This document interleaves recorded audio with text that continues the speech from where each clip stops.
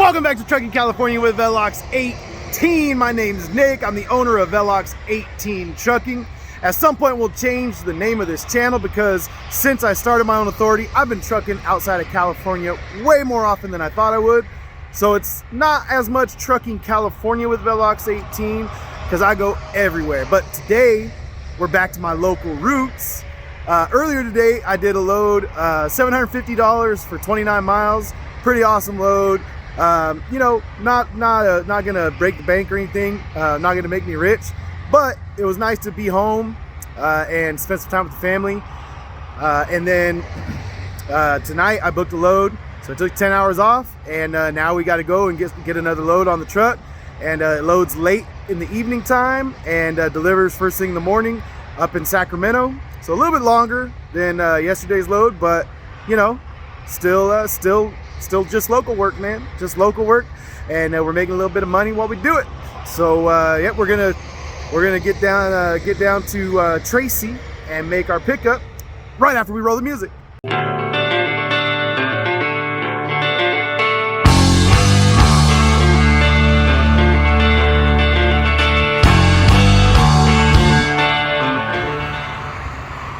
All right, you know what we got to do?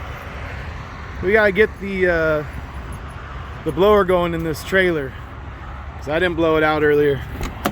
I know. Bob Narrero is not going to be happy with me.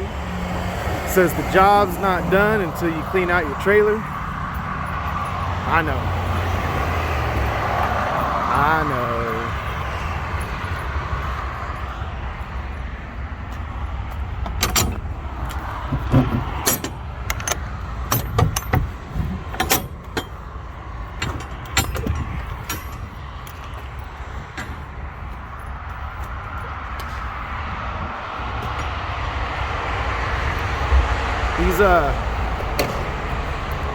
These corrugated floors, they hold a bunch of junk in them, so it can get kind of dirty inside the grooves. But well, let's do it.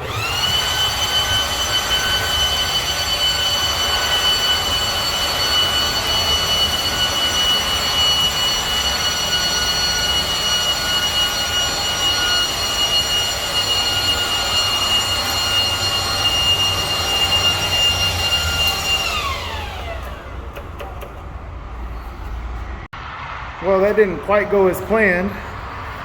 That battery didn't last quite as long on its second charge as it did on its first. So we're back to the old school. Good thing we brought the, you know, we still keep the broom underneath there for just this occasion. And I just gotta put a little more work into it than we wanted to. And this is where the grooves in the floor really suck. 'Cause they're about, what, 1.5 inches deep? So these bristles, you really gotta push down to get this stuff to move. So anyway, I'm gonna use 2 hands, and you guys, I'll catch up with you once we start actually, you know, truck driving. All right, let's rock and roll. We got 57 miles to go to our pickup in Tracy, California. And we're getting back to our roots, man. Local driving, nighttime driving, just like it was when I was an owner-operator for Silva Trucking, hauling sulfur around. If you go back and watch my early YouTube videos, that's what I was doing, running around every night between you know, the Bay Area, Richmond, California, and Fresno was the furthest south I would go. And yeah, just every night doing the same thing. And yeah, Silva Trucking, kind of a bittersweet thing. You know, I wouldn't be where I am without them, but at the same time, they kind of said some things, you know, after I had left behind my back that made people think that I had ripped them off or taken advantage of them. And so, yeah, kind of not cool. I guess it's kind of serves them right a little bit, because I think some people saw that and they knew that I had tried to, you know, give them as much notice as I could and tried to, you know, keep everything on the up and up. And, you know, I even made a video talking about all the good things about Silva Trucking and, you know, appreciating where they've brought me in my life and in my career. And anyway, so I think everyone kind of knew that I was trying to do the right thing and, you know, be just be like a thankful and gracious person to people who have you know, helped me from basically the beginning of my career. I mean, I only had about 6 months total experience when I started with them. And so anyway, so yeah, but some people saw how they treated me when I left and what they said about me after I left and stuff like that.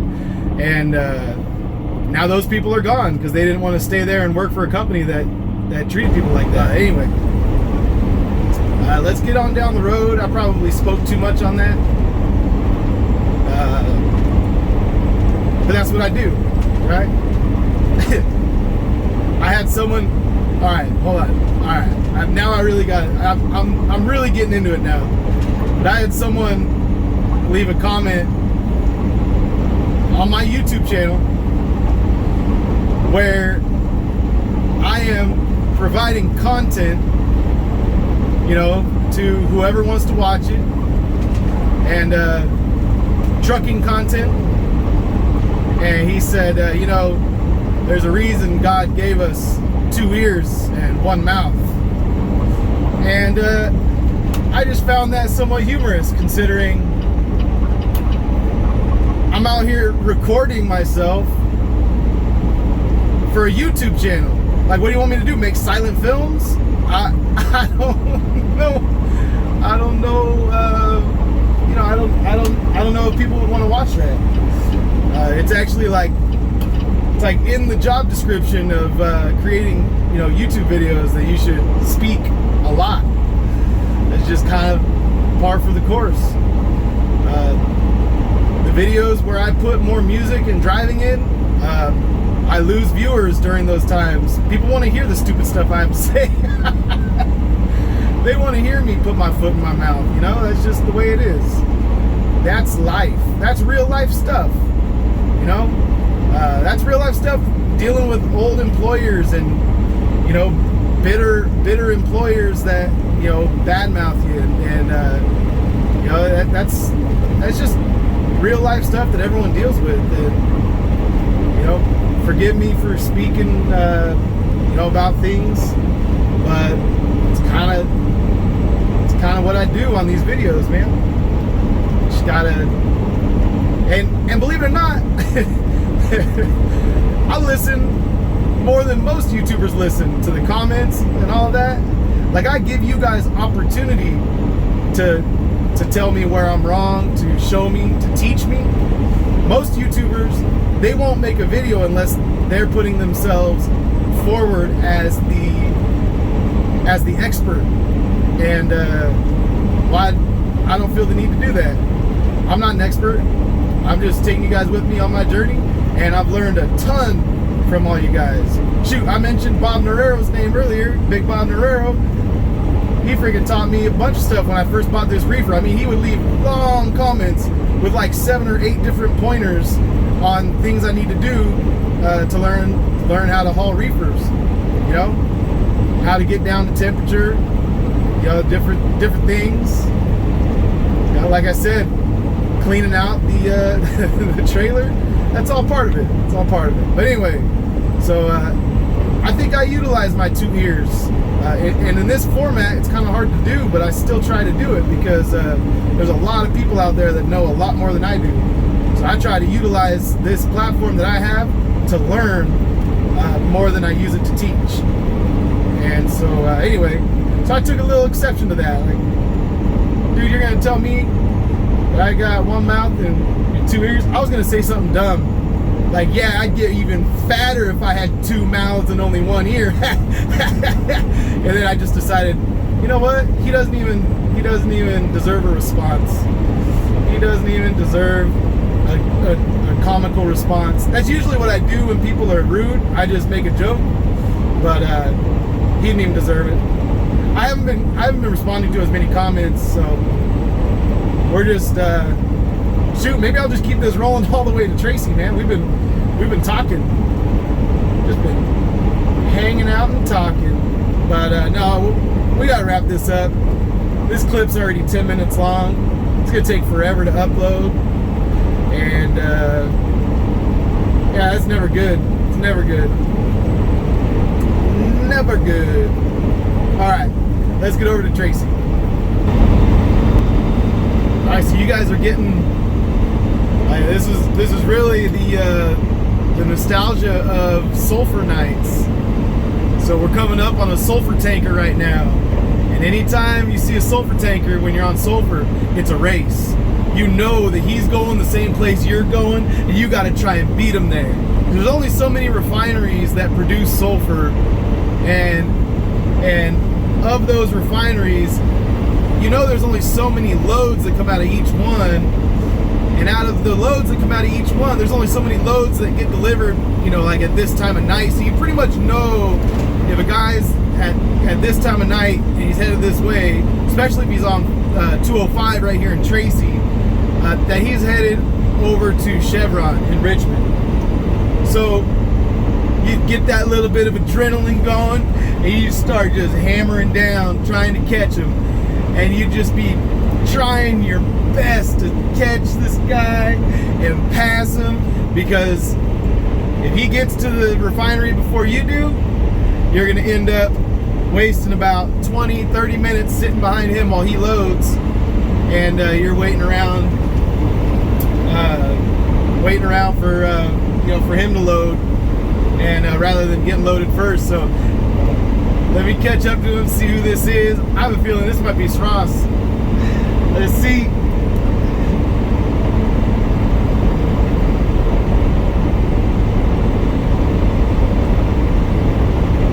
Oh, he's got my old tanker 344.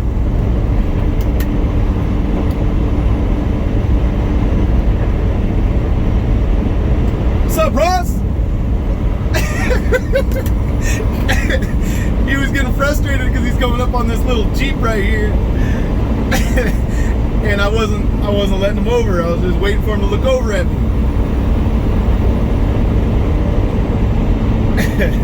So that's what would happen on a regular basis.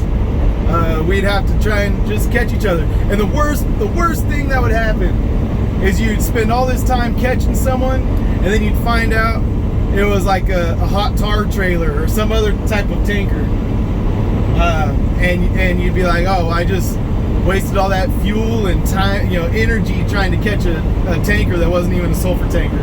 But all right, Ross is calling. I gotta answer this phone. All right, I'll catch up with you guys when we get over there. All right, it's good talking to Ross. Now we're about to check in over here. They just got a little guard shack. Pull up, give her our numbers, and she'll probably tell us what door to go to. We're an hour early for our appointment.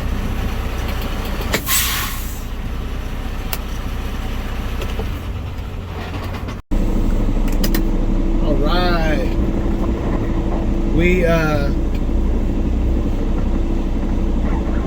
at door. We have to go to door 100. Easy to remember, nice and simple.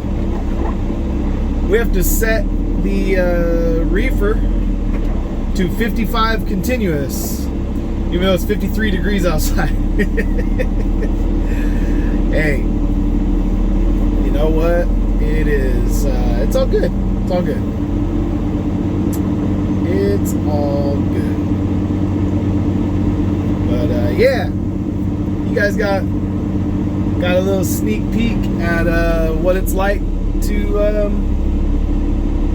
Run sulfur. Oh, door 100's right here. I thought it was all the way at the end, but it's at the beginning. All right, we got it in the dock. I should have left the camera rolling because I nailed it on that one. Did exactly what I wanted to do. That trailer right there made it difficult. There's a truck right next to me. I had to swing the trailer into the spot, but then I did have pull-up space over there, so I just swung it in there. I couldn't get a good angle because where that trailer is parked back there, so I couldn't bring it around, you know, like I wanted to. So I kind of jackknifed it and then straightened it and then backed it up. So it worked out okay, and I executed my plan. Well, my second plan. My first plan, I thought, for whatever reason, I thought I had more room to pull up. I thought I could get straightened out enough to back straight up into it, but I was still way cockeyed. There was no way for me to bring it all the way back around and then get it over into the door. So anyway, yeah, we're in the door. The funny part was I had to go around that guy, and then I guess the light's broken on that door, and so he was waiting for me to get in, and then he had to move and go to a different dock anyway. So it's kind of silly, but you know. So we backed it in, set the reefer to 55 continuous, and then dropped the trailer and disconnected. And now we're just gonna wait for them to load us. When we get the green light, then they'll have paperwork at the exit gate, and I'm gonna take a nap because the yard goat will come and wake me up. This is my third time. This is the Gear Deli Chocolate in Tracy. So my third time picking up a load here. This is the place where I got that one $800 load that went 12 miles. So I'm not quite getting as good of a rate on this one. I should have held out for that good of a rate. I'm like, no. You guys paid me $8.21 and 44 cents last time for 12 miles. That's the rate I want. Whatever rate that is per mile, that's what I want to go up to Woodland. But anyway, so that's all we're doing right now. I'm gonna go and see if I can lay down and maybe take a nap. And if I can fall asleep, then it'll be, I think it'll be better for me. Just take a little nap and then drive a little bit and then take another nap and then make the delivery, and then I should be good to stay up tomorrow and make it to Miles' basketball game tomorrow night and all that good stuff. So yeah, we'll see how long it takes them to load. I guess there's like 2 or 3 other 1 o'clock appointments that had already gotten here before me. I got here at midnight, and they were already here, so it's all good. We'll see how long this takes. That's my new saying. We'll see how long this takes. All right. We'll see how long this takes. All right. We'll see how long this takes. But we will. We'll see how long this takes, and then I'll catch up with you guys when we're leaving and when we're loaded. All right, it is 12:50.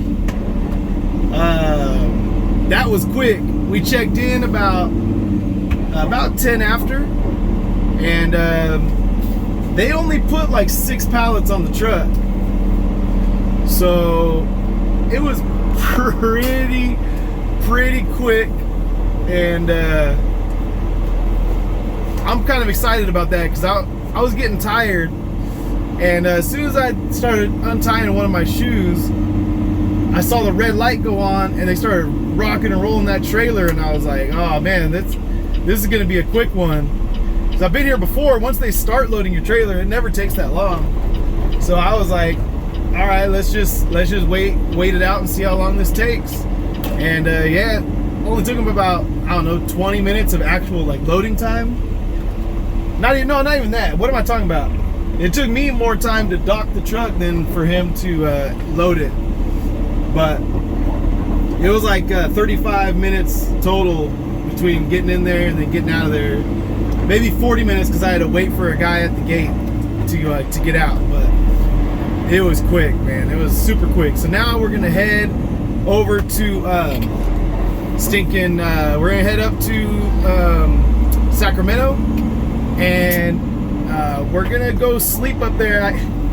I don't have many spots that far north, but I did stumble upon a wide shoulder out there by the Amazon fulfillment center out there by the airport in Sacramento, and that'll get me past all the traffic that'll be there in the morning.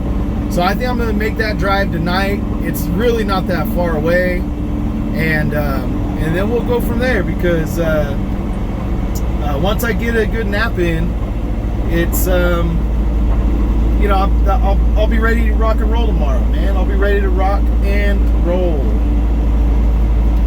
So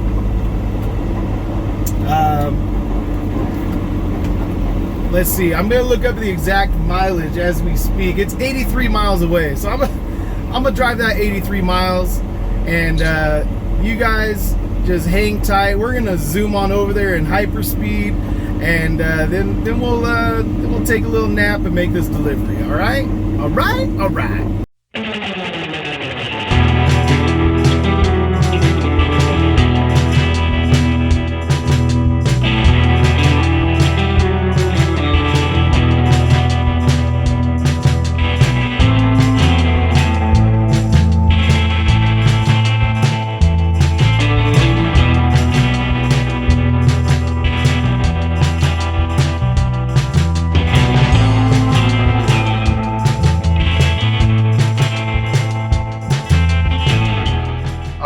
Well, we got over here to Sacramento. We're right by the airport, right by Amazon's big, well, they've got actually a couple buildings over here. But anyway, the place I wanted to sleep, the road was closed. It's a lot less traffic over there, so I could sleep really good. I slept there last time. Anyway, let's tuck in for the night, and I'll talk to you guys in the morning when we make this delivery.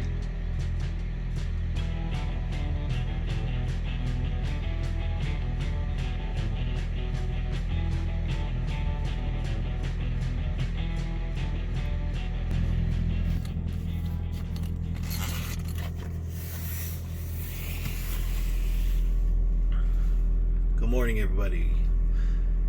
We are 11 miles away from our delivery, and as you can see, we still got some fogginess. It's actually fairly wet outside. I'd even say that's a drizzle. A drizzle, my nizzle. All right, I'm sorry. I'm sorry. I don't know what's gotten into me. I don't. All right. Yeah, shoot. Let me get some boots on, and we'll get down the road.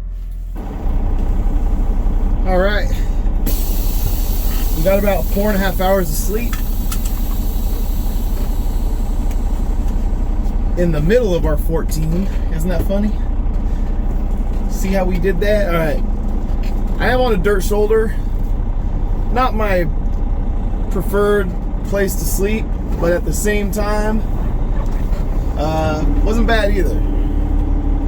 Wasn't bad. And even though this road does have a bit more traffic, it's still not. I mean, we're talking right now is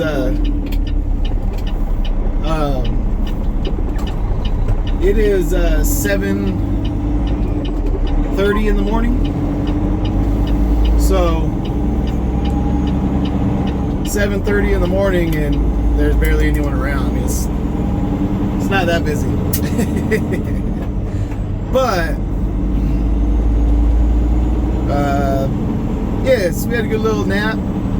Now we'll get over here 11 miles down the road, and we'll make our delivery. All right, and lickety split, we're here. There are trucks parked on the road right here, but there's also really big no parking signs. So yeah, kind of don't think that I would have followed the leader on this one. I would have been a little bit more unwilling. So all right here, Target truck entrance.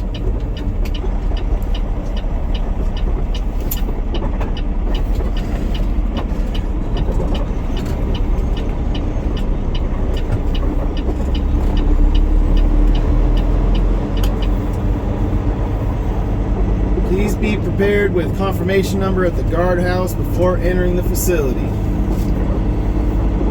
Guess I didn't really look that number up before I got here.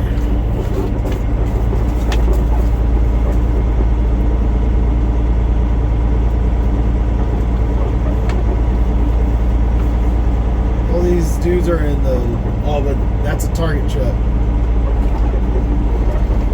Right?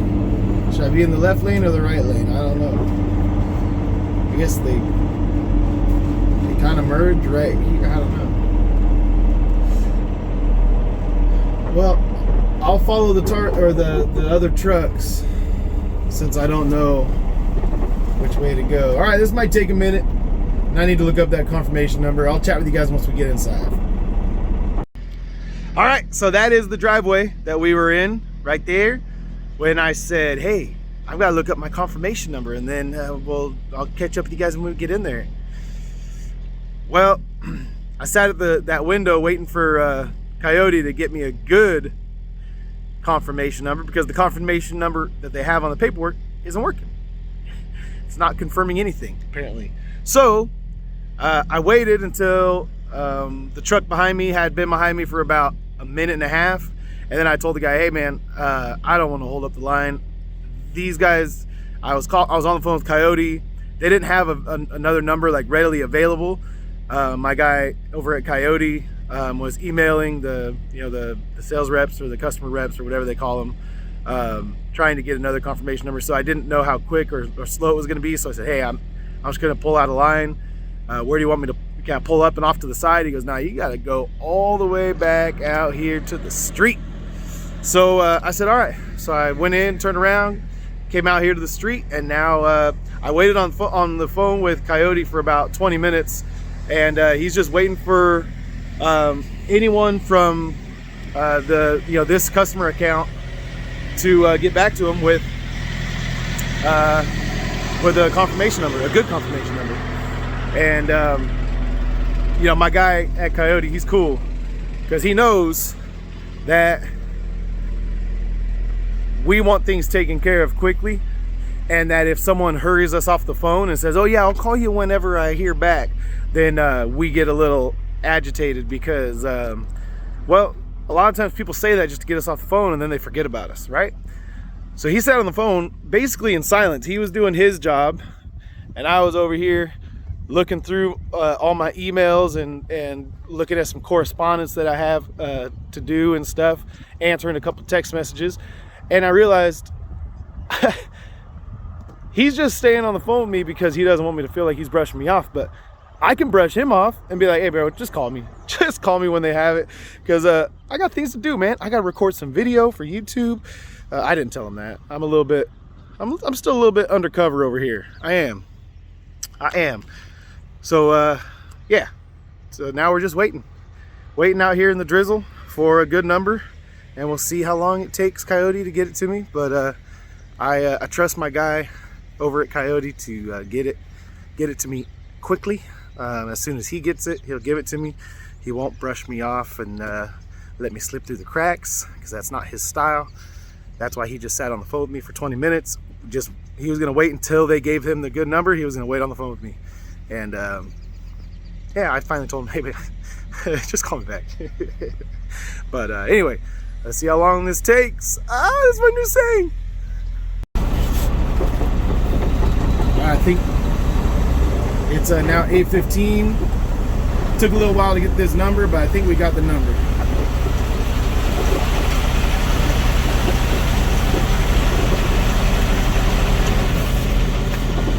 Hello.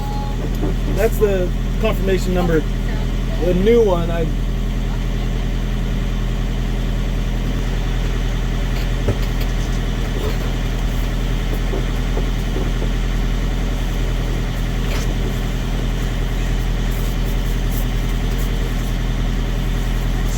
Yes.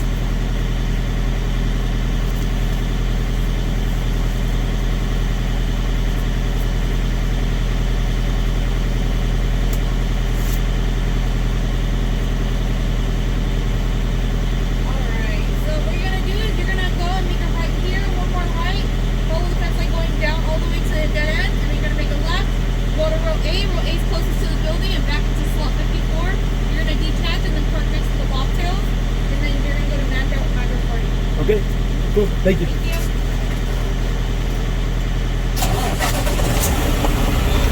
That was a lot of information.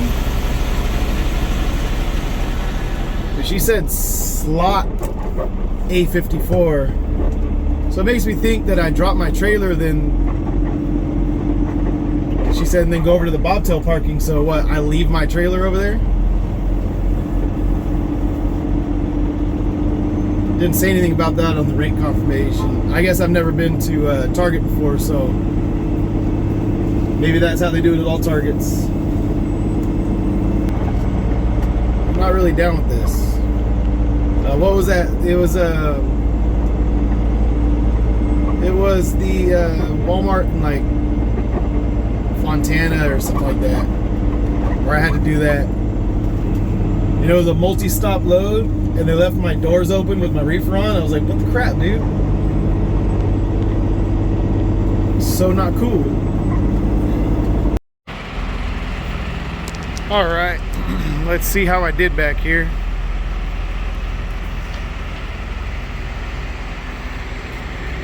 Got a little more room to back up if I need to, but I see some other trailers that are right about even where I'm at, just not the two that are closest to me. But we'll call that good. I don't want to get too close anyway. Call that good, and we'll get unhooked and go check in. All right, we are getting out of here at what, 11 o'clock. It's 11 o'clock. So you know, we got here at like 7:45 for our 8:30 appointment. Then we had to go wait outside, and then we finally got in and got checked in at like 8:15, 8:20. And then they had it unloaded by like 9:15, 9:20, and then you just have to wait for paperwork till 11. And I got out because I saw him park my trailer, and I got out and went over there to check on it. And I had a yard jockey tell me, "Hey man, you can't be walking around." I said, "Hey man, it's my trailer." And he's like, "Yeah, they'll call you when it's ready, when your paperwork's ready. You can't be walking around the yard." And I'm like, "I understand that, but it's a reefer, and I'm pretty sure he didn't turn the reefer off, and the doors are wide open, and that's my fuel that's burning, and it's, you know, it's my property. I'm gonna go check on it."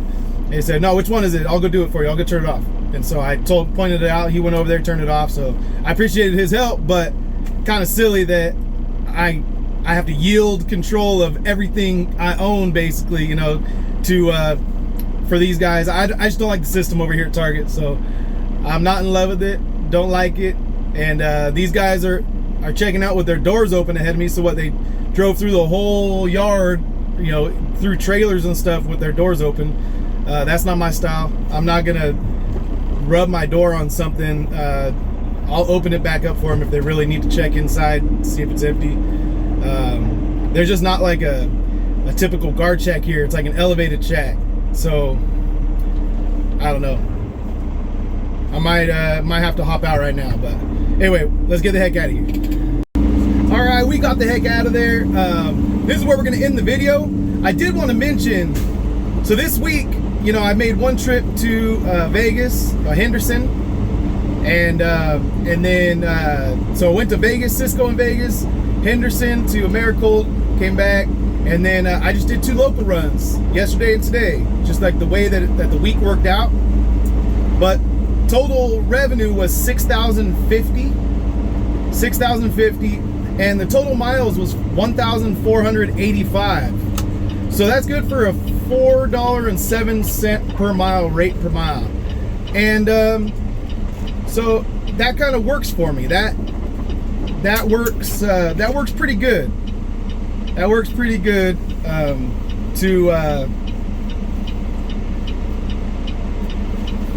cool. Left him enough room. He gave me a big old wave. I appreciate that. I appreciate your appreciation. Appreciatedly. But anyways, so I'm pretty stoked on $6,000 when you figure that my fuel cost is going to be probably like $1,000 less. I haven't figured it out. I didn't do the math yet, but I think it's going to be about $1,000 less than what it would be if I had ran, you know, 2,500 miles like I usually do. So,